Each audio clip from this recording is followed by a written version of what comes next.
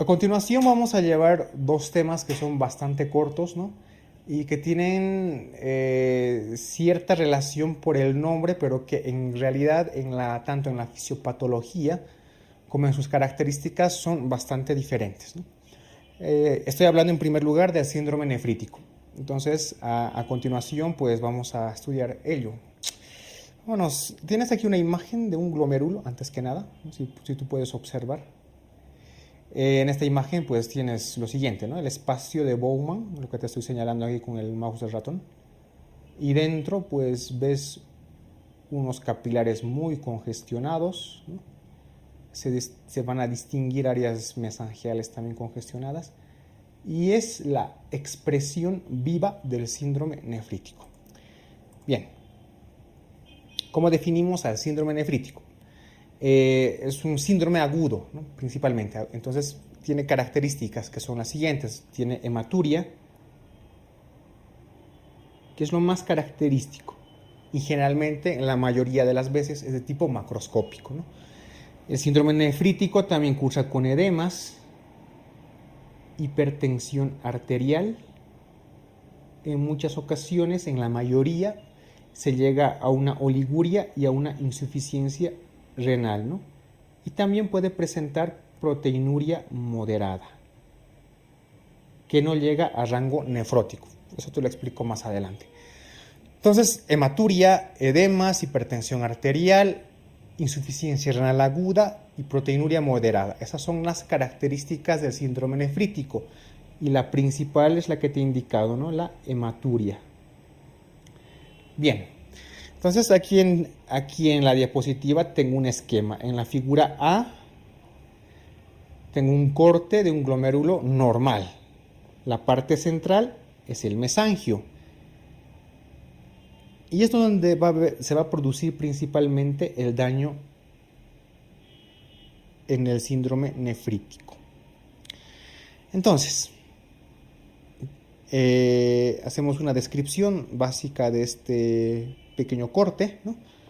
La célula mesangial, la célula endotelial, por dentro ves, ¿no? Los vasos, la célula endotelial, algún eritrocito, los podocitos que están fuera, la membrana basal, que es esta que te estoy indicando, entre los podocitos, la membrana basal y el endotelio, ¿esto qué forma? Eso, la barrera de filtración. Por eso nos interesa sobre todo en el síndrome nefrótico. Lo que nos interesa ahora es el mesangio y la célula endotelial.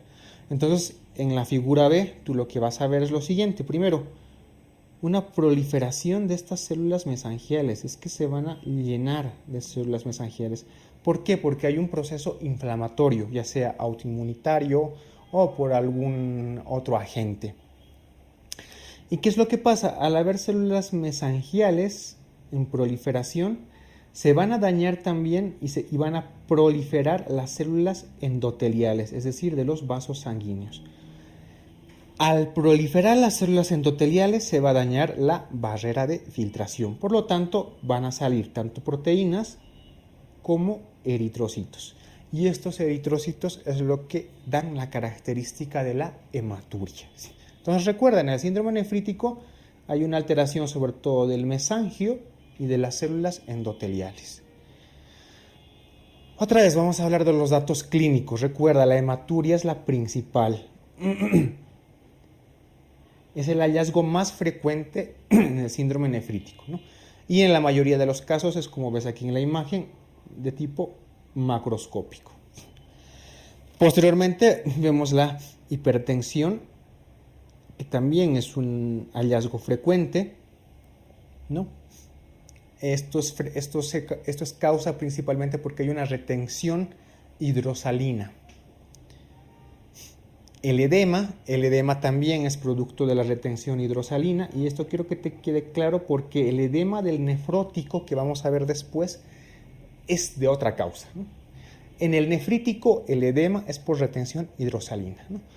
También hay proteinuria en el síndrome nefrítico, pero evidentemente las cifras son mucho menores, no son inferiores a 2 gramos día, ¿no? Y casi siempre está presente la oliguria y la insuficiencia renal. Bien, entonces, aquí te voy a hacer el esquema de mi glomérulo. ¿no? Mi célula endotelial,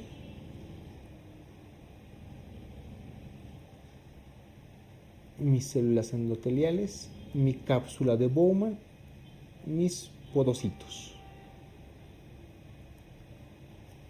¿No? Aquí se produce la lesión en el mesangio. Como se produce la lesión en el mesangio, hay una lesión glomerular, que es lo primero que vemos. ¿Qué más produce? Inflamación.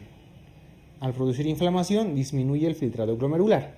Como produce inflamación y se lesiona esta barrera, ¿no?, entre el endotelio, la célula epitelial y la membrana basal, pues hay salida de eritrocitos, lo que nos condiciona una hematuria, una proteinuria. Como disminuye el filtrado glomerular, tendremos oliguria. La oliguria activa el sistema renina-angiotensina-aldosterona, lo que nos provoca una retención de sal y agua. Esta retención de agua y sal nos provoca hipertensión arterial y también edema. Entonces, esa es la fisiopatología básica del síndrome nefrítico. Lesión glomerular, otra vez, inflamación del glomérulo, lesión de la barrera, hematuria y proteinuria. Como hay una disminución del filtrado glomerular, tenemos oliguria. Al haber oliguria, se activa el sistema renina-angiotensina-aldosterona. Este sistema renina-angiotensina-aldosterona retiene agua y sal.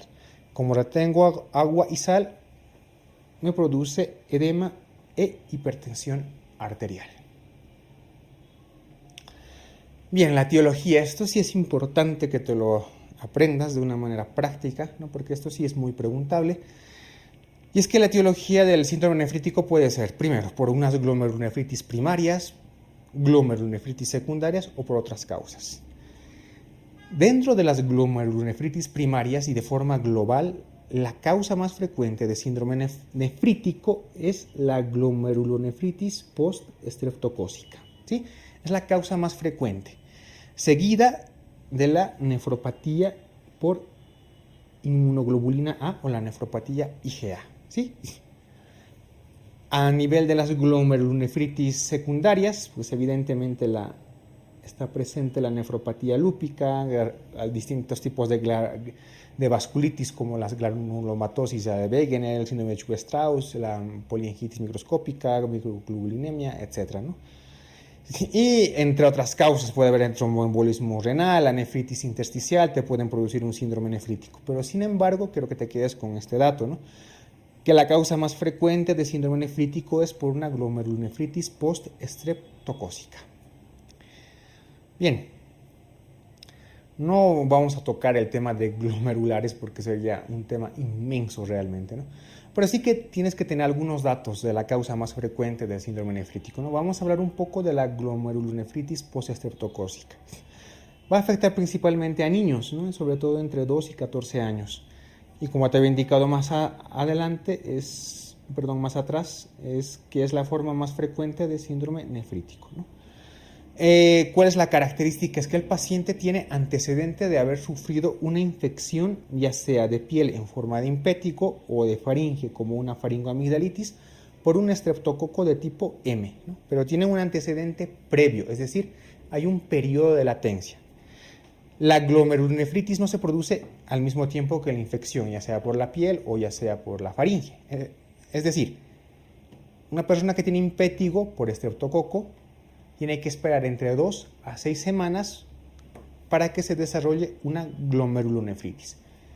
Y en una faringitis postestreptocócica te tiene que esperar más o menos entre 2 a 4 semanas para que se desarrolle una glomerulonefritis postestreptocócica. Esta condición es necesaria para definir a esa glomerulonefritis, ¿sí? También existe disminución del complemento, sobre todo del C3, ¿no? ¿Y cómo vamos a realizar el tratamiento? Evidentemente, el tratamiento va a ser enfocado al síndrome nefrítico, ¿no? Tratamiento de la hipertensión arterial, del edema, etc., ¿no? Normalmente la hematuria y la proteinuria, sobre todo en los niños, va a desaparecer entre las 3 y las 4 semanas. Y por lo general el pronóstico es muy, pero muy favorable. Muy, pero muy raras veces se utilizan antibióticos, ya que la parte infecciosa pues, se ha producido muchas semanas previas, como te he indicado, ¿no? Aquí en la imagen lo que tú ves pues, es lo mismo, ¿no? Es un glomérulo, ¿no? en el cual ya no distingues el espacio de Bowman, ¿no? Porque se ha llenado primero de células endoteliales, se ha llenado de células mensagiales, etc.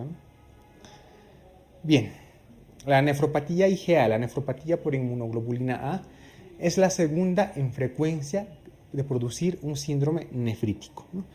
¿Cuál es su característica? Se caracteriza por hematuria episódica con depósitos de inmunoglobulina A en el mesangio del glomérulo. A diferencia de la postestreptocócica, generalmente afecta a varones jóvenes de entre 20 y 39 años, ¿no? Y es una de las glomerulonefritis más comunes a nivel mundial, ¿no? ¿Cuál es la sintomatología? Lo más común es episodios recurrentes de hematuria macroscópica, y esto sí que es clave, durante la infección de vías aéreas superiores. Eso es lo que le diferencia con la glomerulonefritis postestreptocócica. En la postestreptocócica hay un periodo de latencia. En cambio, en la nefropatía IgA hay una infección de vías respiratorias, inmediatamente hay brotes de hematuria, es decir, no hay semanas, no hay periodos de latencia, ¿sí? ¿Cómo realizamos el tratamiento? Evidentemente enfocado a síndrome nefrítico, ¿no? El tratamiento de la proteinuria, pues con IECAS o ARA2, y si estamos frente a una nefropatía realmente muy agresiva, pues en algunos casos corticoides o plasmaféresis.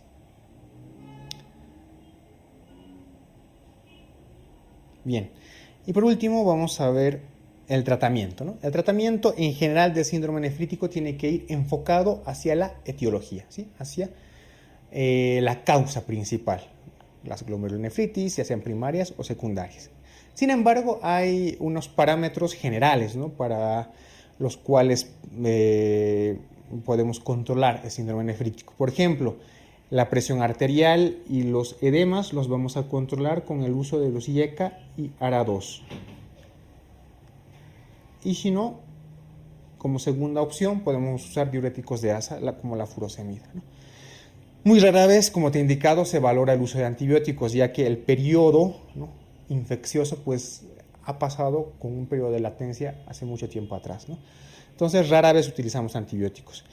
En el caso de enfermedades autoinmunitarias, como en algunas glomerulonefritis, principalmente las membranoproliferativas o incluso en la IgA, podemos utilizar corticoides u otros inmunosupresores.